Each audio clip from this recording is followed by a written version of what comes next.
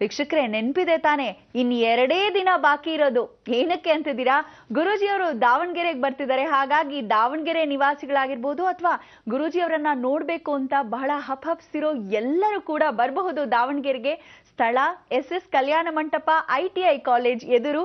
ಇದೇ 24 ಬೆಳಗ್ಗೆ 10:30ಕ್ಕೆ ಅಲ್ಲಿ ಭೇಟಿಯಾಗೋಣ ಅಂತ ಹೇಳ್ತಾ ಪತ್ರ ಓದೋಣ ಬನ್ನಿ. ಗುರುಜಿ, ಈ ಪತ್ರವನ್ನ ಶ್ರೀಲಕ್ಷ್ಮಿ ಅವರು ಬರೀತಿದ್ದಾರೆ. ಅವ್ರು ಕೇಳ್ತಿದ್ದಾರೆ, ಗುರುಜಿ, ಮಾತೃಶಾಪ, ಪಿತೃಶಾಪ ಹಾಗೂ ಗುರುಗಳು ಹಾಕಿದ ಶಾಪಕ್ಕೆ ಪರಿಹಾರ ಏನು ಇಲ್ವಾ ಗುರುಜಿ ಅಂತ. ಬೇಕಂತ ಯಾರು ಶಾಪ ತಗೊಳ್ಳಲ್ಲ ಗುರುಜಿ. ಹಾಗಂತ ಹಾಕ್ಬಿಟ್ರೆ ತುಂಬಾನೇ ಹೊಟ್ಟೆ ಉರ್ಕೊಂಡು ತಂದೆ ತಾಯಿ ಅಥವಾ ಗುರುಗಳು ಶಾಪ ಹಾಕಿದ್ರೆ ತಟ್ಟುತ್ತೆ ಅನ್ನೋದು ಒಂದು ನಂಬಿಕೆ ನಮ್ಮೆಲ್ರಿಗೂ ಇದೆ. ಅದು ಏನ್ ಪರಿಹಾರ? ನಂಬಿಕೆ ಒಂದೇ ಅಲ್ಲ, ನಿಜವಾಗ್ಲೂ ತಟ್ಟತ್ತೆ. ಇದರಲ್ಲಿ ಯಾವಾಗ ಅಂದ್ರೆ ಮಾತೃಶಾಪ ಅನ್ನೋದು ಬಹಳ ಮುಖ್ಯ. ಪಿತೃಶಾಪ ಅನ್ನೋದು ಖಂಡಿತ ಇಲ್ಲ. ಆ ಪಿತೃಶಾಪ ಅನ್ನೋದು ಯಾವಾಗ ಅಂದರೆ ಅಕಸ್ಮಾತ್ ಅವನು ಬಹಳ ಯತಿವರ್ಗ, ಬಹಳ ದೊಡ್ಡ ಋಷಿ, ಒಳ್ಳೆ ತಪಸ್ವಿ, ಒಳ್ಳೆ ಜ್ಞಾನಿ, ಅವನಲ್ಲಿರ್ತಕ್ಕಂಥ ವಾಕ್ಚಾತುರ್ಯತೆ ಬಹಳ ಚೆನ್ನಾಗಿದೆ, ಅವನಲ್ಲಿ ಒಳ್ಳೆ ಅನುಗ್ರಹವಾಗಿರ್ತಕ್ಕಂಥ ಸಿದ್ಧಿಗಳ ಸಾಧನೆ ಮಾಡ್ಕೊಂಡಿದ್ದಾನೆ ಅಂತಾದರೆ ಅಂಥವನಿಗೆ ಪುತ್ರಗಳು ಅಥವಾ ಪುತ್ರಿಯರು ಹುಟ್ಟಿದಾಗ ಆ ಒಂದು ಶಾಪ ಖಂಡಿತವಾಗ್ಲೂ ತಟ್ಟತ್ತೆ. ಆದರೆ ಮಾತೃಶಾಪ ಬಹಳ ಮುಖ್ಯವಾಗಿರ್ತಕ್ಕಂಥ ವಿಚಾರ ಏನು ಅಂದರೆ ಯಾವಾಗ ಅಂದರೆ, ಈ ಮಾತೃಶಾಪ ಬಗ್ಗೆ ಬಹಳ ವಿಚಾರವಾಗಿ ಹೇಳ್ತೀನಿ ಕೇಳಿ. ಅಕಸ್ಮಾತ್ ಬಹಳ ಜನ ಪ್ರೀತಿಸಿದ್ರೆ ಅಂತ ಇಟ್ಕೊಳ್ಳಿ, ಪ್ರೀತಿಸಿದ್ರೆ ಯಾವ ಕಾಲಕ್ಕೂ ತಾಯಿಂದ್ರಾಗಿರ್ತಕ್ಕಂಥವ್ರು ಆ ಪ್ರೀತಿ ವಾತ್ಸಲ್ಯಕ್ಕೆ ಅಕಸ್ಮಾತ್ ಹೊಂದ್ಕೊಳ್ಳಿದ್ದಾರೆ. ಕೆಲವರು ತಂದೆಯಿಂದ ಅಡ್ಜಸ್ಟ್ ಆಗ್ತಾರೆ, ತಾಯಿಂದ್ರು ವಾದಿಸ್ತಾ ಇರ್ತಾರೆ, ಹೇ ನಾನು ಅಗೇನ್ಸ್ಟ್ ಗೊತ್ತಾ, ಯಾವ ಕಾಲಕ್ಕೇನಾದರೂ ಮಾಡ್ಕೊಳ್ಳಿ, ನಿಮಗೆ ನೋಡಿ ಆ ಜನ್ಮ ಪೂರ್ತಿ ಸಾರ್ಥಕವೇ ಆಗಲ್ಲ, ನಿಮಗೆ ಹೆಂಗೆ ಹಾಳಾಗೋಗ್ತೀರಾ ಅಂತ ಶಾಪ ಹಾಕಿರ್ತಾಳೆ. ಆಗ ತಾಯಾದವಳು ಅಡ್ಜಸ್ಟ್ ಆಗದೆ ಇದ್ದ ಪಕ್ಷದಲ್ಲಿ ಅವಳ ಮನೋವ್ಯಥೆಯಲ್ಲಿ ಅವಳು ಕೊರಗೋದಿದೆಯಲ್ಲ, ಶಾಪ ಹಾಕಬೇಕಲ್ಲ ಅವಳು, ಆ ಕೊರಗೋ ವ್ಯಥೆನೇ ಒಂದು ದೊಡ್ಡ ಶಾಪವಾಗಿ ಪರಿಣಾಮ ಆಗುತ್ತೆ. ಇಲ್ಲ ತಾಯಿ ಶಾಪ ಯಾವಾಗ ಹಾಕ್ತಾಳೆ ಅಂದರೆ, ಮಕ್ಕಳು, ಗಂಡು ಮಕ್ಕಳು ಚೆನ್ನಾಗಿ ನೋಡ್ಕೊಳ್ತಕ್ಕಂಥವ್ರು ಯಾವ ಕಾಲಕ್ಕೂ ಈ ರೀತಿ ನಾನು ಸಾಕಿ ಸಲಹೆ ಎಲ್ಲ ಮಾಡಿದ್ದೀನಲ್ಲ, ಆದರೂ ಸಹ ನಾನು ಬಿಟ್ಬಿಟ್ಟು ಹೊಟ್ಟೋದ್ರೆ ಆ ಗಂಡು ಮಕ್ಕಳು ಆ ಹೆಂಡತಿಯನ್ನು ಇಟ್ಕೊಂಡು ಬಾಲ ಹಿಡ್ಕೊಂಡು ಹೊಟ್ಟೋದ್ರು, ಏನು ಮಾಡೋದು ಅನ್ನೋ ರೀತಿ ಆ ಹೆಂಡತಿ ಮಕ್ಕಳ ಜೊತೆಗೆ ಅವ್ನು ಹೊಟ್ಟೋದ್ರೆ ಇವ್ರಿಗಿರ್ತಕ್ಕಂಥದ್ದು ಏನು ಅಂದರೆ ಒಂದೇ ಆಧಾರ, ಆ ಮಗನ ನಂಬ್ಕೊಂಡು ಕೂತಿರ್ತಾರೆ, ಅಂಥವ್ರಿಗೆ ಆ ಶಾಪವನ್ನು ಹಾಕ್ತಾರೆ. ಸಾಧಾರಣವಾಗಿ ತಾಯಿ ಆದವಳು ಯಾವತ್ತೂ ಬರ್ಕೊಳ್ಳಿ, ಒಳ್ಳೆ ಕಾಲಕ್ಕಾದರೂ ಕೆಟ್ಟದಾದರೂ ಸಹಿ ಯಾವ ಕಾಲಕ್ಕೂ ತಾಯಿ ಶಾಪಗಳನ್ನ ಖಂಡಿತವಾಗ್ಲೂ ಜಾಸ್ತಿ ಹಾಕಕ್ಕೆ ಹೋಗಲ್ಲ. ಅಥವಾ ಇದನ್ನು ನಮಗೇನೋ ಕೆಲವು ಅಂದರೆ 1000ದಲ್ಲಿ ಹಬ್ಬ ಅಂದರೆ 1 ಅಥವಾ 2 ಜನ ಶಾಪಗ್ರಸ್ತರಾಗ್ತಕ್ಕಂಥ ವಿಚಾರ.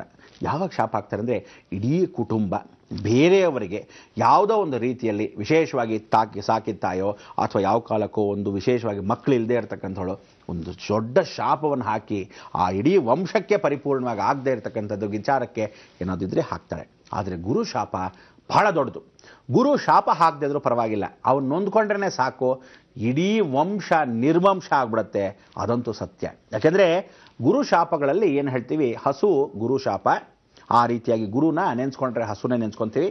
ನಾವುಗಳು ಏನಂತೀವಿ, ಗುರು ಶಾಪ ಹಾಕಿದಾಗ ಕಿಡ್ನಿ ಡಯಾಲಿಸಿಸ್. ಯಾವತ್ತೂ ತಿಳ್ಕೊಳ್ಳಿ, ಗುರುಗೆ ಸಂಬಂಧಪಟ್ಟಿರ್ತಕ್ಕಂಥದ್ದು ಮೆದುಳು, ಅಂದರೆ 3 ತಲೆಯ ಭಾಗದಲ್ಲಿ, ತಲೆಯ ಒಳಭಾಗದಲ್ಲಿ ಮೆದುಳು, ಅಂತರ್ಮೆದುಳು, ಆಮೇಲೆ ಕೆಳಭಾಗದಲ್ಲಿರ್ತಕ್ಕಂಥ ಮೂತ್ರಪಿಂಡ, ಅದಾದಮೇಲೆ ಒಳಭಾಗದ ಚರ್ಮಗಳು, ಅಂದರೆ ಹೊರಕ್ಕಿಂತ ಒಳಭಾಗದ ಚರ್ಮಗಳೇನಿದೆ ಅದು ಗುರುಗೆ ಸಂಬಂಧಪಟ್ಟಿರ್ತಕ್ಕಂಥದ್ದು.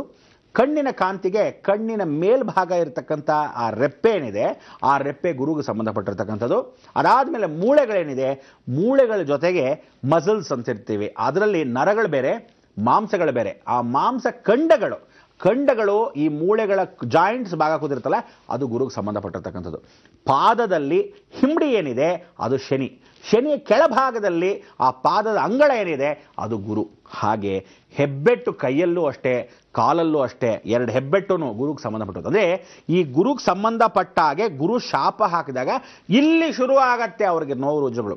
ಸುಮ್ಮನೆ ಊರು ಕಿತ್ಕೊಳ್ಳುತ್ತೆ ಹೆಬ್ಬೆಟ್ಟಲ್ಲಿ, ಅಲ್ಲಿಂದ ಸ್ವಲ್ಪ ಪಸ್ ಫಾರ್ಮೇಷನ್ ಆಗುತ್ತೆ, ದೊಡ್ಡ ಹುಣ್ಣಾಗತ್ತೆ, ಕತ್ತರಿಸಿ ಬಿಸಾಕ್ತಾರೆ, ಗ್ಯಾಂಗ್ರೀನ್ ಆಗುತ್ತೆ, ಶುಗರ್ ಜಾಸ್ತಿ ಆಗುತ್ತೆ. ನೋಡಿ, ಗುರು ಶುಗರು, ಅದು ಹೇಳ್ಬಿಟ್ಟದ್ದು ಮರ್ತೋದೆ, ಗುರು ಶುಗರ್.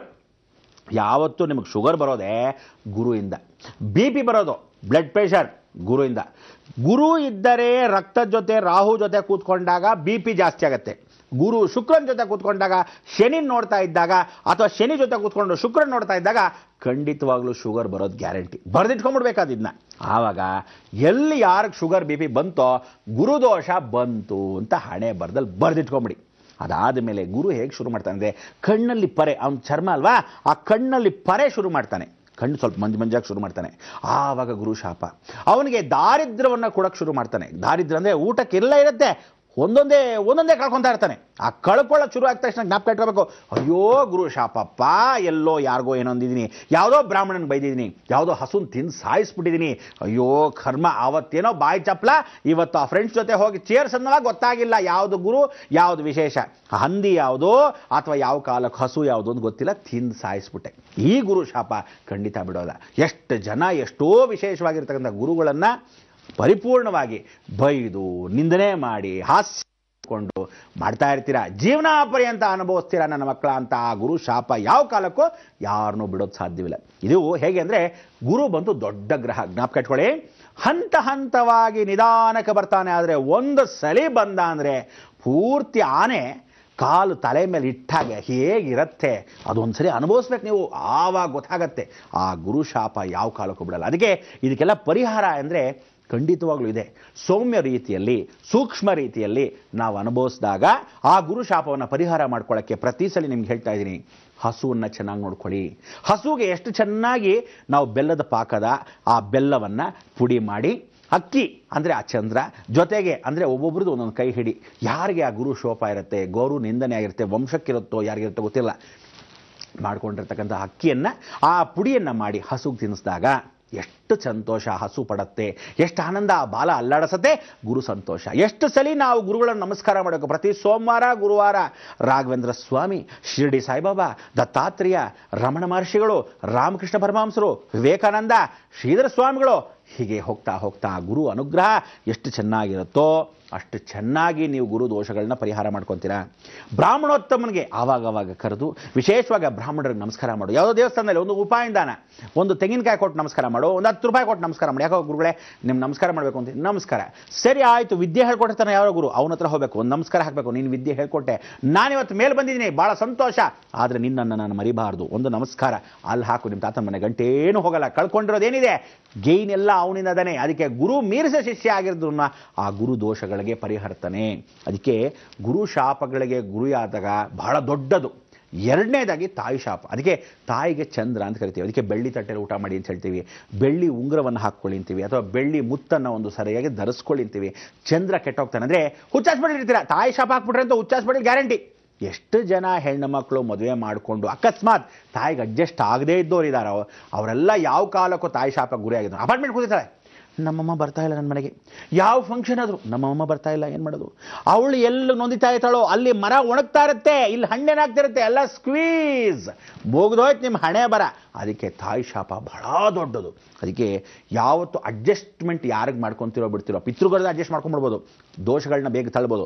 ತಾಯಿ ಶಾಪ ಬಹಳ ಡೇಂಜರಸ್. ಅದಕ್ಕೆ ಕೆಲವರೆಲ್ಲರೂ ಏನು ಮಾಡ್ತಾರೆ ಗೊತ್ತಾ, ಅಮ್ಮ ಏನೇನೋ ಮಾಡ್ಕೊಳ್ಳಿ. ಅದಕ್ಕೆ ನಾವೆಲ್ಲ ಏನು ಮಾಡ್ತೀವಿ, ಅಕಸ್ಮಾತ್ ಬೈವಾಗ ನಮ್ಮ ತಾಯಿ ತಂದ್ರೆಂದ್ರಿಗೆ ಆ ತಾಯಿಗೆ ಬೈದಾದ ತಕ್ಷಣ ಏನು ಮಾಡ್ತೀರಿ ಹೆಣ್ಮಕ್ಳು ಅಥವಾ ಗಂಡು ಮಕ್ಕಳು ಓಡ್ ಹೋಗಿ ನೆಕ್ಸ್ಟ್ ಡೇ ಅಮ್ಮ ದೋಸೆ ಹೋಗ್ತೀಯಾ, ನಮಸ್ಕಾರ ಹಾಕ್ಬಿಡ್ಬೇಕು. ಯಾಕೆ ಅಂದರೆ ಅಡ್ಜಸ್ಟ್ಮೆಂಟ್. ತುಂಬ ಅವಳು ಅಕಸ್ಮಾತ್ ಗೋಳಾಡಿದ್ರೆ, ಒಂದು ತೊಟ್ಟಿರ್ ಕಣ್ಣೀರು ಹಾಕಿದ್ರು ಬಹಳ ದೊಡ್ಡ ಶಾಪ. ನೀವು ಕೇಳಿರೋ ಈ ಪ್ರಶ್ನೆಗೆ ಬಹಳ ಸಮಂಜಸವಾಗಿರ್ತಕ್ಕಂಥ ವಿಚಾರ ಏನು ಅಂದರೆ, ದಯವಿಟ್ಟು ಪ್ರತಿಯೊಂದಕ್ಕೂ ಪರಿಹಾರ ಇದೆ, ಆದರೆ ಪರಿಹಾರ ಸೂಕ್ತವಾಗಿದೆ ಅಂತ ಹೇಳಿದ ತಕ್ಷಣ ಪಕ್ಕದಲ್ಲಿದೆ ಅಪ್ಪ ಮೆಣಸಿನ್ಕಾಯಿ ತಿಂದ್ಬಿಟ್ವಿ, ಸಕ್ಕರೆ ಹಾಕೊಂಡ್ಬಿಟ್ರೆ ಖಾರ ಹೊಟ್ಟೋಯ್ತು ಅನ್ನೋಕ್ಕೋಸ್ಕರ ನೀವು ಶಾಪಕ್ಕೆ ಗುರಿ ಆಗಬೇಡಿ. ಗೊತ್ತೋ ಗೊತ್ತಿಲ್ಲದೇನೋ ಈ ಥರ ಶಾಪಗಳಿಗೆ ಹಾಕ್ಕೊಂಡಾಗ ಇನ್ನಷ್ಟು ವಿಧ ಶಾಪಗಳಿದೆ. ಆ ಶಾಪಗಳೆಲ್ಲ ಇನ್ನೊಂದು ದಿವಸ ಮಾತಾಡೋಣ. ಆದರೆ ಇದಕ್ಕೆ ಪರಿಹಾರ ಇದ್ದಾಗ ಇದೇ ಅಂದಾಕ್ಷಣಕ್ಕೆ ನೀವು ಶಾಪಕ್ಕೆ ಗುರಿ ಆಗ್ತಕ್ಕಂಥದ್ದು ಅಥವಾ ಗುರಿ ಆಗಿರ್ತಕ್ಕಂಥ ಶಾಪಕ್ಕೆ ಇದೇ ಅಂದ್ಬಿಟ್ಟು ಪರಿಸ್ಥಿತ ಪಡೆಯೋದು ಕರ್ಮ ದೊಡ್ಡದಾಗಿರುತ್ತೋ ಚಿಕ್ಕದಾಗಿರುತ್ತೋ ನಮಗೆ ಗೊತ್ತಾಗಲ್ಲ. ನೀವು ಕಾಯ್ತಾ ಇರಬೇಕು. ಆ ಭಗವಂತನ ಕೃಪಾ ಕಟಾಕ್ಷಕ್ಕೆ ಎಷ್ಟು ಸಮಯ ಹೊಟ್ಟೋಗುತ್ತೋ ನಮ್ಮ ಜೀವನ ಹೊಟ್ಟೋಗ್ತಿರುತ್ತೆ, ವಯಸ್ಸು ಹೊಟ್ಟೋಗ್ತಿರುತ್ತೆ. ಅದರಿಂದ ಇಷ್ಟು ದೊಡ್ಡ ಪುರಾಣವನ್ನು ಓದಿದ್ದೀವಿ, ಇಷ್ಟೊಂದು ಕತೆ ಹೇಳಿದ್ದೀವಿ ಅಂತ ಹೇಳಿ ಪತ್ರದಲ್ಲಿ ಮಾತ್ರ ಅನ್ಕೋಬೇಡಿ, ಇದು ಸತ್ಯವಾಗಿರ್ತಕ್ಕಂಥ ಘಟನೆ. ಆದ್ದರಿಂದ ಕೆಲವೊಂದಕ್ಕೆ ಆಗಬಹುದು, ಕೆಲವೊಂದಕ್ಕೆ ಆಗದೇ ಇರಬಹುದು.